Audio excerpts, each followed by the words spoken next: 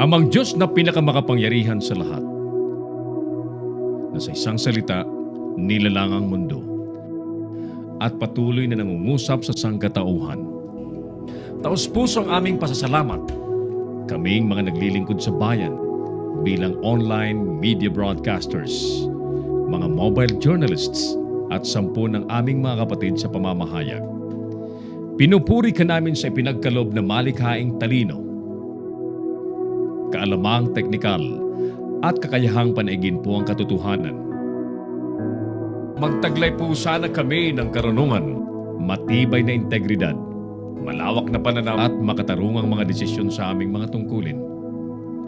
Naway magsilbi po kaming tinig ng mga mahihina at hamon sa mga makapangyarihan, tagapaghatid ng kaalaman at kaliwanagan sa mga nagugulumihanan. Tulungan niyo po kami na magampanan ang aming mga propesyon sa pinakamataas na antas, lalo't higit sa panahon ng kasalatan, kakulangan ng oras at matinding kompetisyon. Patatagin niyo po kami laban sa mga tukso na sumang-ayon sa kung ano ang nakararami, maghaka-haka, makisama sa mali at ang magmadali. Tulungan niyo po kami, ang mga manonood, mga mambabasa at mga taga-suporta na magampanan ng aming mga papel ng may talino at pangunawa ng ang katotohanan at kagandahan po ang manaig sa online media. Iniaalay po namin ang panalangin ito sa ngalan ni Jesus na tagapaghatid ng magandang balita, naghayag ng kanyang katotohanan at nag-alay ng kanyang sarili sa sanlibutan. Amen.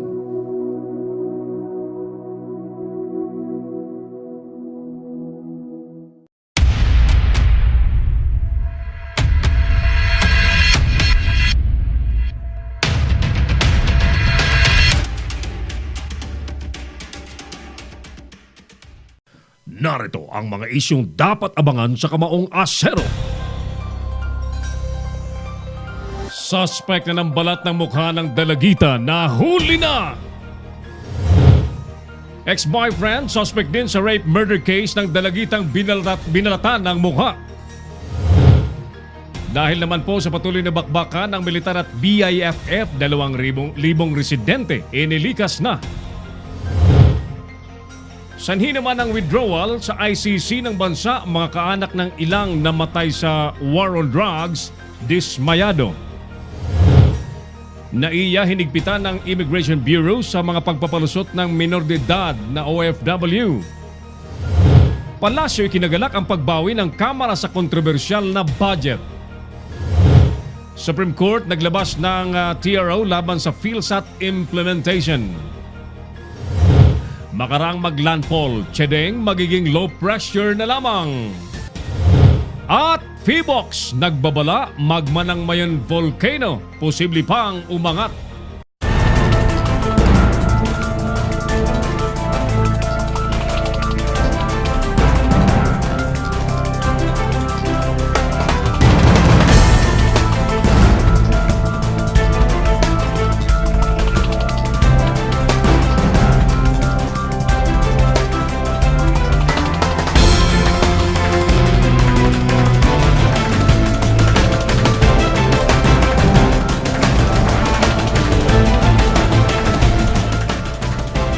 Live from the studios of Leader News Philippines, Errol Dakame of Kamaong Asero starts now!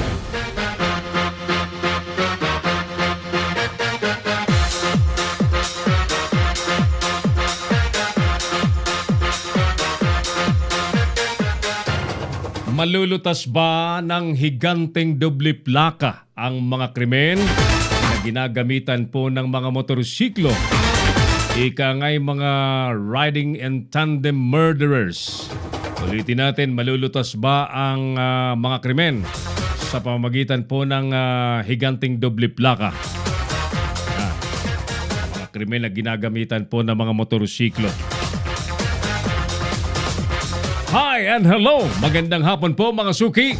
Ako na po itong si Errol Dakame. Welcome po sa pandaigdigang broadcast ng Kamaong Asero. Dito po sa Leader News Philippines at sa Bayang Broadcast po at simulcasted sa Pinoy Extreme Channel. Ang Pinoy Extreme Channel po ay mapapanood sa Signal Cable Channel 106, Sky Cable Channel 217, Cable Link Channel 59 at Destiny Cable Channel 84 at sa halos 1,000 iba't iba pang mga cable companies nationwide. Kasama po natin ang buong pwersa ng Leader News Philippines at Pinoy Extreme Channel. Ang ating programa ay pinalilipad ngayon ni Clarence Andaya at ni Earl Nico Dacame.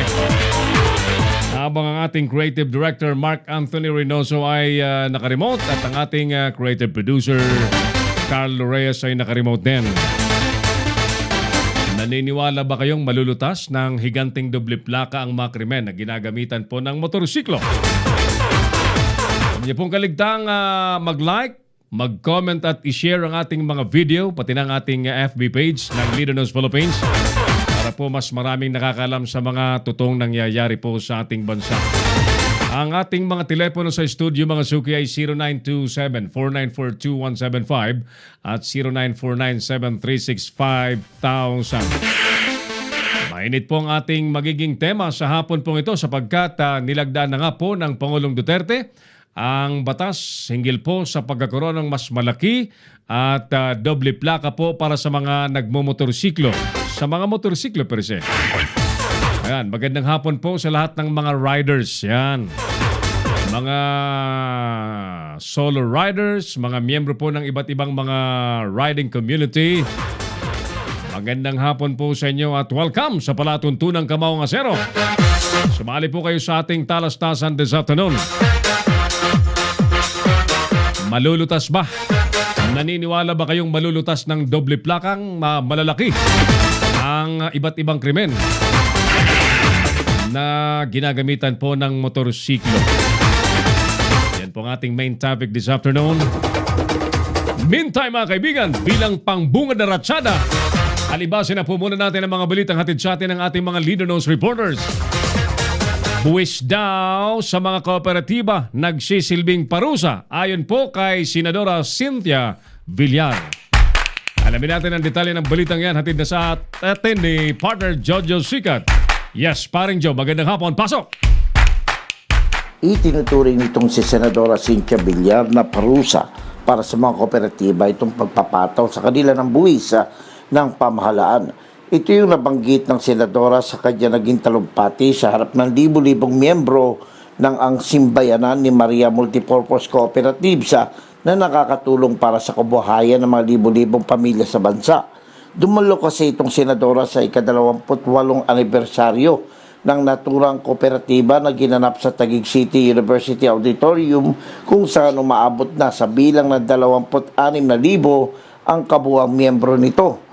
Inamin ni Villar na noong mga nagdaang pagdinig sa Senado sa pagtalakay ganitong train law, iminungkahi ng Department of Budget and Management na patawan ng buwis ang mga kooperatiba dahil sa bilyong-bilyong piso na ang kinikita ng mga ito. Subalit tumutol dito si Villar at ipinaglaban ang mga kooperatiba kung saan sinabi nito sa pagdinig na sa halip na parusahan sa pagpapataw ng buwis, dapat paani ang parangalan ng mga kooperatiba dahil maraming miyembro nito ang nabibigyan ng livelihood projects o kabuhayan. Sa panayam, sinabi ni Villar na iginit dito sa pagdinig sa 1 bilyong pisong kita ng kooperatiba, umaabot naman sa 250,000 ang miyembro nito. Aniya, lumalabas lamang na tig 5,000 piso lamang yung kinikita ng bawat membro, kaya hindi dapat napatawan pa ng buwis ang mga kooperatiba. Nanaig naman yung pagtutol ng Senadora sa pagdinig, kaya't hindi pinatawan ng buwis ang mga kooperatiba sa ilalim ng train law. Ayon kay Villar, nung nagpapasa po ng train law, gusto nilang patawan ng taxes ang cooperative kasi sobra daw laki ng assets, mga 1 billion. Eh sabi ko, yung mga 1 billion ng assets, 200,000 naman na members noon. So pag dinivide ko sa 1 billion ng 200,000 na members, tigli 5,000 din yun. So ibig ko sabihin, micro-enterprises din yun. So ibig sabihin, hindi ko mo malaki asset, hindi mo na tinignan kung malaki ang membership, di ba? Kasi kaya parang pine-penalize mo pa yung nakakuha ng maraming members, di ba? Eh samantalang dapat bibigyan natin ng award yung nakakuha ng maraming members kasi mas marami silang natutulungan. So nagbago sila ng isip, hindi na nila tinax ang kooperatiba. Kaya sabi niya, Tuwing buwan ng Disyembre, sa araw ng karawan ni dating Senadora Manny Villar, nagbibigay ng parangal at talagang tigga 250,000 pesos itong pamilya Villar sa 20 natatanging kooperatiba sa bansa. Aniya ni Villar, sa halip na gastusin itong 5 milyong piso sa karawan ni Manny, mas minabuti nila na ibigay na lamang ito sa 20 natatanging kooperatiba sa bansa na nakapagbibigay ng kabuhayan sa mga mamamayan. Ito si George Sikat Tagula para sa Leader News Philippines. Si Errol Dacame, ang Kamaong Asero. Thank you, paring Jojo Sikat sa report na yan. Actually, dapat ngang suportahan pa ho ang mga kooperatiba sa Pilipinas. Sapagkat sa pamagitan po ng iba't ibang kooperatibang lehitimo, marami pong natutulungang makapagsimula ng mga kabuhayan, negosyo, ekstrang hanap buhay na hindi naman po basta-bastang naipagkakaloob po ng gobyerno. So, wag nang buwisan. Mabuti hindi itinuloy po yung planong pagbubuwisan, no? Salamat, Senadora Cynthia Villar. Ganun lang naman yun eh. Samantala mga kaibigan, suspect daw na pinaghihinalaang may itinatagong illegal na baril, shabu, nakuha din. Report sa atin, live mula sa Muntinlupa City, hatid na ni Dryan Zamora. Yes, Dryan. Nang dahil sa bisa ng search warrant para sa kasong pagkakaroon ng illegal na baril ay nabuking ang umano'y tulak matapos makuhanan ito ng higit sa 25 grams ng pinaghinalaang shabu at isang timbangan sa bahay nito sa Southville 3, Muntinlupa City kagabi sa pamumuno ni na Police Superintendent Maurito Carangian at Police Chief Inspector Elmer Gutierrez. Kinilala nila PO3 Ramel Pasag at PO1 Billie Jean Gerlan ang suspect na si Edison Sison. 34 anyos na nahuli sa mismong tahanan nito dakong alas 9:30 ng gabi. Nasaksihan ni Kagawad Neptali Argana ang paghalughog sa buong bahay at nakuha sa mga kagamitan ang isang 25 grams at isang maliit na sachet na pinaghinalaang shabu, ang kalibre 38 na baril na may 2 bala, isang sumpak, timbangan at mga plastic sachet at isang glass tube na may bakas ng pinaghinalaang marijuana. Hinihinala pong shabu at mga baril, bala dito po sa South Butring, Muntinlupa.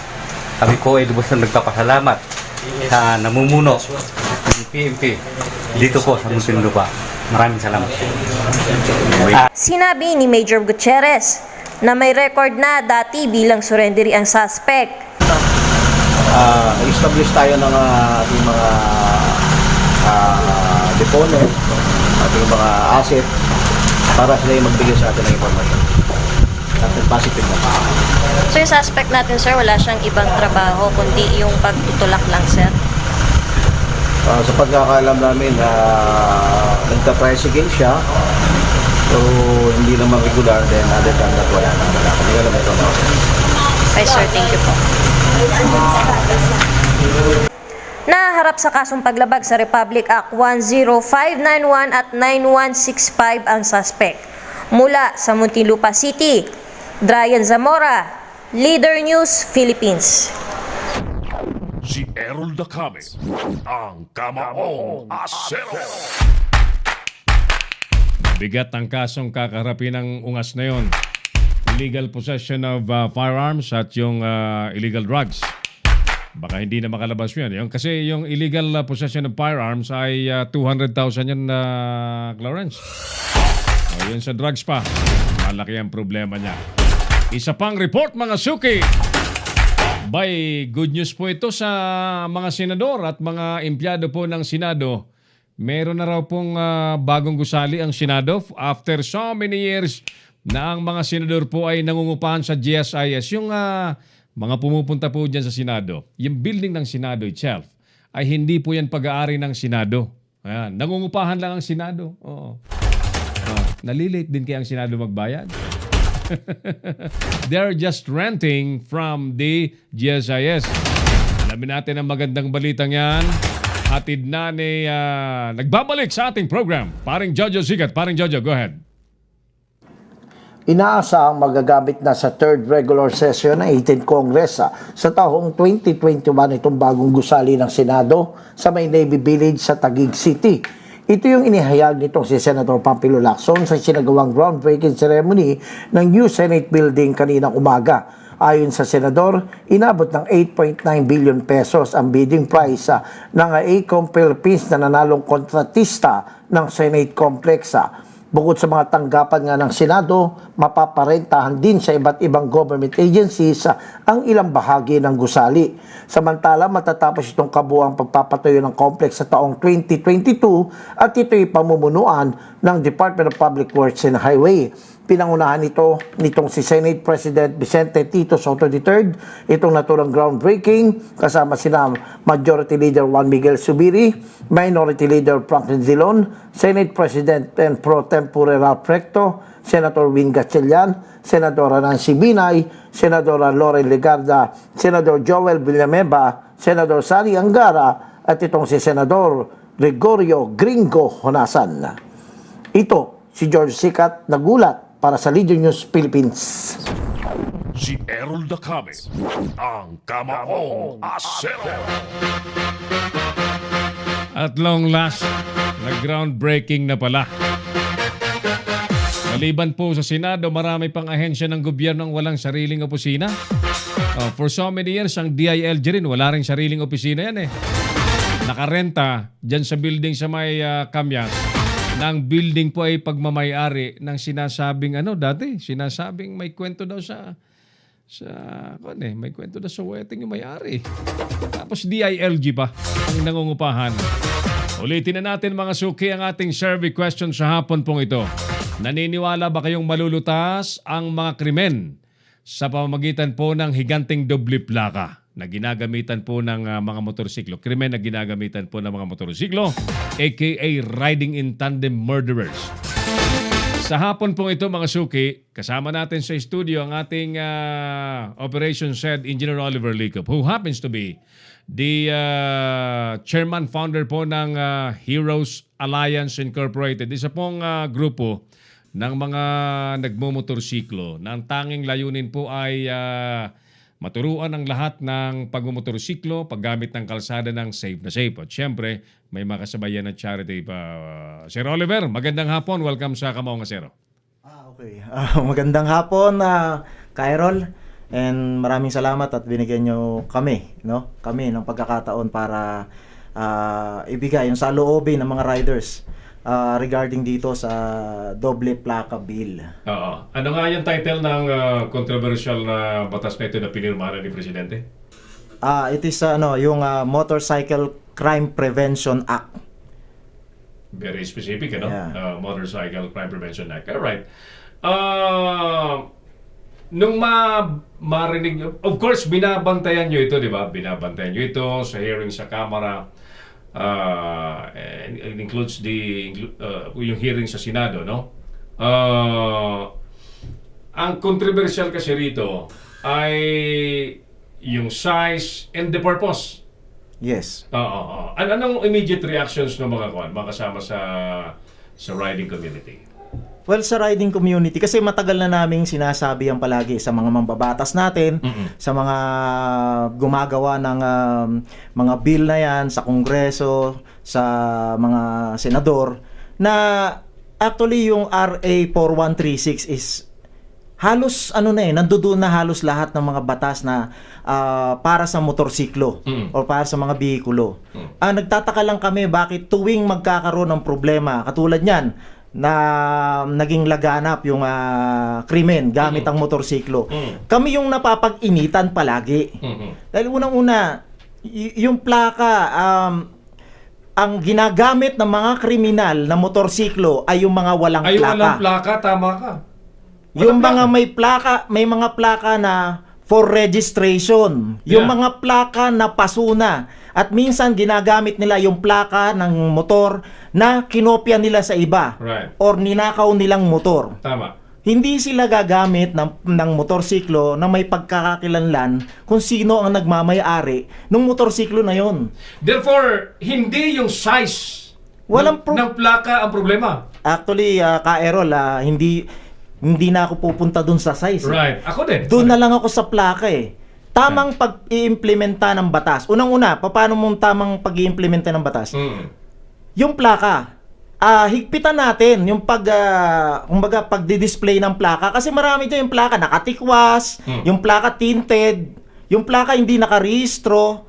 Tapos ang dami ngayon na walang plaka hanggang ngayon, 3 taon na, 4 na taon na, wala pang binibigay na plaka ang LTO. Let's go to that. Okay. Ako mismo, I have a motorcycle, bagong motorsiklo, pero 2 years na yung motorsiklo ko. Ayan, 2 years na. Until now, walang plaka. Why? Wala silang mai-release na plaka galing sa Tama. LTO.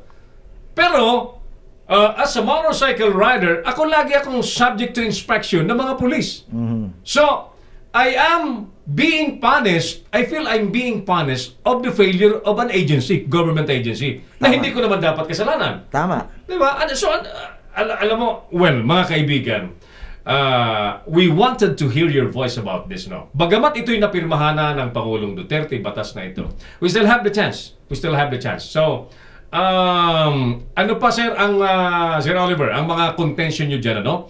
Ako, ang very serious contention dyan, yung bagang parang, ito na yung sa tingin nila, ito na yung perfect solution sa crime prevention. Which is, I personally, sabi ko, this is highly debatable. Highly debatable because hindi lang, number one, tulad ng sinasabi ni Sir Oliver, yung mga kriminal na gumagawa ng mga heinous crimes, practically ang mga na-issue ngayon pagpatay, di ba? Mga murder, no? They're not using plates. They're not using plates. Bakit hindi na lang sana, napakadali sana, na ang hinigpitan lahat ng mga walang plaka, yun ang bantayan. Isa sa pinakamasaklap nga dyan, Ka-Errol, na mangyayari sa isang rider is, siyempre, hindi gagamit ang kriminal ng motorsiklong magtuturo sa kanya kung saan siya naroroon o kung sino siya. Tama. Magnanakaw ng motorsiklo yan, gagamitin niya ang motorsiklo ng ibang tao. Right. Ngayon, sino hahabulin? Hindi, yung hahabulin niya yung Yung nakarehistro. kawawang rider Na nakarehistro. na nakarehistro, madadagdagan pa problema niya kung paano niya didepensahan yung sarili niya. Tama. Tama. So, this is a very hot issue, mga kaibigan. Bagamat ang tingin ng iba dandil na raw ito, subukan daw. In fact, I really beg to disagree. May mga kababayan tayo, mga kaibigan ko pa, na parang ang tingin sa ating mga nagre-react, ano? Na ang tingin sa atin, anti-Duterte tayo. We are not. We are not. We're talking about a perfect solution or finding a real solution sa totoong problema. Yun po ang natin, yun po ang issue natin dito. Now, alright. We will not discuss the size. Yung size kasi, negligible yan eh.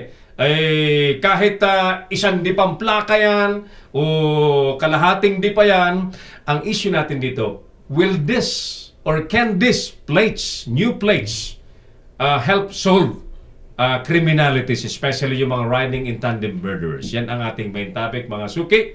So, Sir Oliver, kumusta ang kwan? Kayo bang mga riding community? Alam kong napakarami yan. And I understand, million ang mga nagmumotorsiklo. Iisa ba ang damdamin? Well, medyo sa segue lang ng konti, sir. Kasi yung mga motorcycle rider natin, marami talaga yan kung kukumpara natin yung percentage with the other vehicles. Kaya nga mainit ang mata sa amin kasi nga kami yung laging laman ng kalsada. Tapos ito pa nga yung mga kriminal talagang motorsiklo ang ginagamit para makagawa ng ano.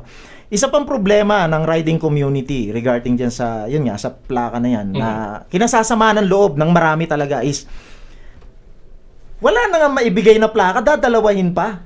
Tama. Tapos ang problema pa niyan, sa amin pa minsan kinukuha yung yung pambayad dyan sa mga plaka na yan Yun na nga That's another issue, di ba? Magkano bang ilalabas nilang singil niyan? Yun. Kasi tignan mo, sa LTO, ang dami nilang sinisingil sa amin. Magkaroon ka lang ng top box, sisingilin ka nila, magbabayad ka ng kailangan i-register mo yung top box mo. Di ba? So yun yun yung mga problema. And meron akong sample dito, no. Pakita natin. Ito yung base, no, sa nakasulat dun sa batas, okay? Yung pinapanukala. Kasi ang sabi sa batas, sabi nga ng iba, wala naman sinabing sukat Okay, walang sinabing sukat. Pero ang sabi, kailangan yung plaka mo readable within 15 feet. Yeah. Okay? So kung titignan natin yung plaka na Euro standard, no, hindi lang ako sure, mas maliit lang ng konti dito, hindi ako sure dun sa eksaktong sukat. Nung tinest yan, hindi yan mabasa within 15 feet. So ang kailangan natin is ganito kalaki para ito'y mabasa within 15 feet. Okay? So may copy ako dito nung Republic Act 11235. Na kung titignan natin mabuti, no, pasensya na kayo, medyo malabo na yung mata natin. Okay. Yung nakasaad sa section 5 yun Okay. Section 5. Ang sabi dito, bigger, readable, and color-coded number plates. The LTO shall issue a readable number plate for every motorcycle. The LTO shall, in the implementing rules and regulation, IRR, of the Act, determine the font size and determine the font size and the bigger, readable, and color-coded number plates, provided that the content of the number plate shall be readable from riders. Ito pakinggan nyo mabuti ito kung paano tayo ginogoyo ng ating mga senador. Okay? Provided the content of the number plate shall be readable from the front. Okay? From the front, the back, and the side of the motorcycle from the distance of at least 15 feet. 15 feet. At least 15, meters pala, Meters. Hindi feet. So, mas meters, no? From the motorcycle. So malinaw dito na kung gaano kalaki ang nasa likod ay ganun din kalaki ang nasa harap. Huwag tayong maniwala doon sa kanilang ewan ko kung anong gusto nilang pahiwatig doon na biglang binago nila yung kanilang statement, no? Hindi ako naniniwala doon kasi unang-una nandun sa batas Hindi natin pwedeng baluktutin yung batas. Readable from back and front. So ibig sabihin ganito kalaki. Ito kasi readable to. O baka mas malaki pa dyan. O baka mas malaki pa dito. Depende, sir, kung sino yung titingin. Yes. Baka mamaya malabo pa mata nung titingin.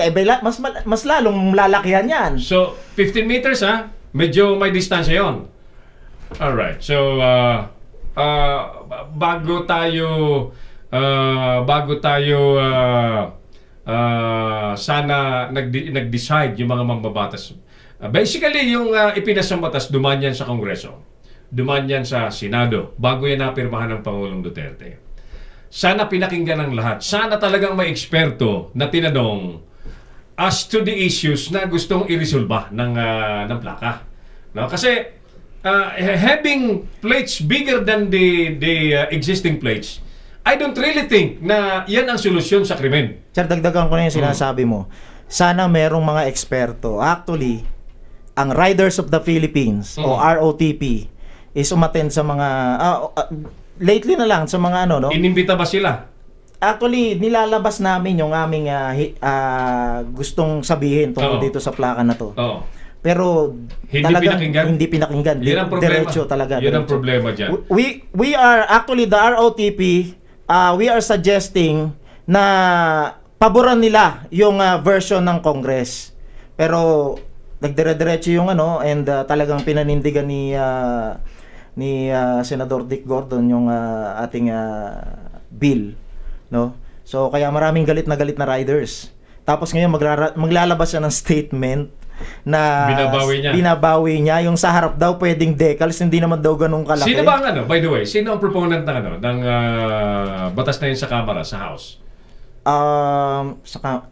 Sa House of Representatives. I'm not Congressman. sure. Maybe Okay. mamaya may makausap tayo na mas nakakaalam. Take note ang presidente nagmumotor. Gusto ko makita nga si presidente mismo ang unang gumamit kung ano ang dating, no? Ayan. Kasi, yung motorsiklo sa ating bansa, mga kaibigan, is now being considered as the cheapest mode of transportation. At alam naman natin na ang masang Pilipino ang gumagamit ng motorsiklo. Hindi po yung mayayaman. Ang mayaman ayaw mainitan. Gusto na kay-aircon. So may mga kotse silang mga komportable. Yung mga mahihirap na namamasukan, yung mga mahihirap na nakikipagkontrata na ibiyahe ito, di ba? Yung mga padala rito, mga couriers, they are the ones. Naghahatid ng bata sa eskwelahan, naghahatid ng asawa sa trabaho. We are the ones using the motorcycle. So, we feel we are being punished here. Now, hindi pa natin masabi kung magkano ang singil sa doble plakang yan na palalakihin, na ulitin natin yung unang isang plaka pa lamang na mas maliit.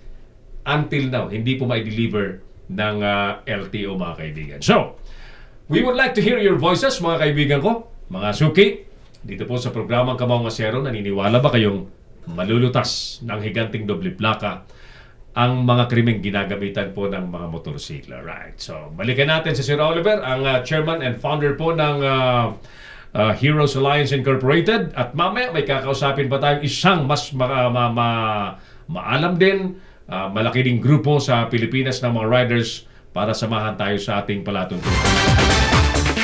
Balikan ko po kayo. Makalipas po ang ilang importanteng paalala. Meantime, panoorin po natin ang reaksyon ng ilan nating mga kababayan. Naniniwala ba kayong malulutas ng higanteng doble plaka ang mga krimen gamit ang motorsiklo? Hindi rin. Sa isang plaka nga lang, hindi nila mabigay agad eh. Dodoblehin pa nila yung plaka. Kahit anong laki ng plaka yun, hindi pa rin malulutas yung mga krimen na yan. Ano lang siguro, dobling pagbabantay na lang siguro sa mga ano, tapos hirap talaga kasi ngayon eh. Kalat na ngayon ng mga krimen eh. Siguro hindi talaga makakukuha yan sa kahit anong laki ng higanting plakang yan. Kahit malaki pa sa motor yan, kung mayroon talaga mga masasamang loob, makakagawa pa rin ng krimen. Naniniwala ka ba magagamit yung malulutas yung krimen dun sa higanteng plaka na sa motorsiklo ngayon? Malulutas ba yung krimen sa riding in tandem? Dahil Hindi yan nakukuha sa plaka. Kuha yan sa alerto ng kapulisan natin. Kasi istorbo lang lalo yun eh, yung malaking plaka. Sa mga nagmumotor. Sa akin istorbo yun. Sobrang laki. bali wala rin palang saysa yun. Sa tingin ko rin naman, mayroon din siyang pakinabang dahil kung malayo ka, matatanaw din ng Mga pulis or yung mga ano natin, yung mga taong bayan. I-identify nila agad. Pero hindi maagapan, di ba? Kasi kung gagawa ng krimen, bakit tatanggalin lang naman yun eh. tanggalin mo lang eh. Hindi yun, ang ano talaga yung sa kapulisan natin ang solusyon dyan. Kailang paigtingin pa yung ano natin. Sa pulis na. Mabibigyan pa ng solusyon yung ano. Kasi kahit malaking plaka, wala din yun eh. Alisin lang yan, gumawa ng krimen, baliwala. Ang paigtingin nila, ang police visibility. Yun ang pinakamaganda ron. Dahil yung motor, kahit ano, lagay mo pa ng malaking plaka yan. Pag gustong gamitin sa krimen yan. Alisin lang yung ano yung plakang malaki, di ano pa. Di ba? Ang importante dyan yung police visibility. Sir, comment lang kung naniniwala ba kayo malulutas ng higanteng doble plaka ang krimen gamit ang motorsiklo? Hindi. Bakit po? Kasi matagal na yan na pinaplano, di ba? Ngayon nga, LTO pa lang. Yung mga LTO ngayon, mga plakang pinapalabas, hanggang ngayon wala pa. Kailan ilalabas yan? Yung gagawa nila ng mata. Yung unang ginawa noon, hanggang ngayon, ilang taon na. Tapos meron na naman.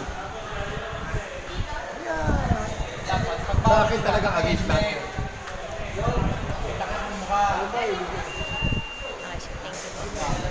Sir, naniniwala ba kayo malulutas ng higanteng doble plaka ang krimen gamit ang motorsiklo? Hindi. Hindi malulutas ng higanting plaka yon. Kahit anong dami ng plaka ilagay mo sa sakyan, hindi pa rin. Ngayon, malulutas ang krimen, dapat ng mga pulis nasa labas, nasa kalsada na, may magkingaw. Yung pakikisama ng tao. Pakikisama ng tao, kahit gaano matagal ako, kahit kalaki ang krimen, kung walang pakikisama, ang isa't isa sa ating din sa ating bansa, hindi masosolve yan. Kaya nasa tao rin ang solusyon ng krimen. Kailangan yan si malulutas yun. Yung big plaka, hindi malulutas yun ng solusyon para sa krimen. Okay, sir. Thank you po. Para makumita sila. Kasi, siyempre, another plaka yun. Ano ba yun, libre o babayaran? Ano yung tanong? Siyempre, hindi libre yun. Isang bayad lang yun. Oo. Pag yung nag-registro kayo kasama niyo yung isang plaka ngayon, pag-registro mo ulit, baka may bayad yun. Babayaran mo na, di ba? Hindi naman nila sinabi kung libre o may bayad, no? Saka hindi, tanong mo, di ba ba? Laki ng plaka sa unahan. Saan pinalagay sa unahan yun? Eh di sasagap ng ano yun. Palagay mo ng ganyan kalaki. Yan yung plaka ng 4 wheels. Ganyan kalaki ba? Lalagay mo sa harapan. Hindi ko. Pangit. Hindi solution yun. Saka hindi solution yun. Pinakamagandang solution. Dapat talaga ang mga police mag-iingat din. Kailangan lagi sila nasa nakamonitor sila sa kahit hindi mo yung din. Pakasama ng tao. Batuan. Sabi na, mga 6 o'clock, dapat bawal na naka-helmet. Bakit po? Ngayon, pag naka-helmet ka, huli sila ng pulis, yung sisitahin ka. Naka-helmet ka eh, kasi gabi na eh. Siyempre, kung national highway, okay lang. Pero sabihin yung Manila, Manila, dapat dyan. Pagdating ng gabi, bawal ang naka-helmet. Lalo sa Manila. Sa Manila lahat maraming krimen. Yung hold up, Naniniwala ba kayong malulutas ng higanteng doble plaka ang krimen gamit ang... Hindi malulutas ng doble plaka ang krimen. Bakit po? Dahil ano ba ang magagawa ng doble plaka? Basta ang solusyon. Ano ang koneksyon ng doble plaka sa krimen na nangyayari sa ating bansa?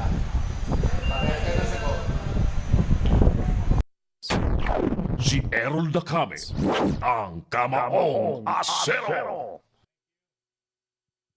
Alright, thank you Dryan and paring Boyet, paring Jojo Sikat sa mga tinanong niyong mga kababayan natin. May I just read some reaction sa ating live video. Angelo San Miguel Baclagan, no. Angelo San Miguel, ulit, walang kriminal na gagamit ng sariling plaka. Bernie Piconcilios, no. Police visibility ang kailangan, hindi doble plaka. Bernie Arsap, Quezon City. Ann Hermida Camya, national ID po ang kailangan para matrace lahat. Illegal alien, maging access na rin sa lahat ng mga transaksyon. Nanonood din sa atin, Sir Oliver, si Kaabel at Cienza dyan sa Bataan. Kaabel, magandang hapon. Flora Mer Blanco Burgos sa Middle East. Magandang hapon sa inyo dyan, Flora. Sa Kuwait, with love daw sabi niya. Pastor Ram Gamboa is also with us this afternoon, Pastor Ram. Panoorin niyo po mamaya ang Bible Cafe ni na Pastor Ram dito po sa Leader News Philippines. Sir Rafi Bianson, salamat sa inyo dyan sa Tacloban City. Digna, Dakuya Kompetente dyan sa Maynila. Thank you. J. Del Monte sa Caloocan City. Magandang hapon. Edwin Go, failure ng kapulisan. Si taong bayan ang pinahihirapan. Tama ka, Sir Edwin. Mil Delta Alpha is also watching our show. Leo Aban, ang isang kriminal, di gagamit ng kanyang sariling motor para pumatay o mang-hold up. Mag-isip-isip nga kayo. Mga buwang kayo. Edwin Go, excuse me sir, 15 meters po. Tama, where you're corrected. 15 meters. Alright, kayo po, ano ang inyong paniniwala?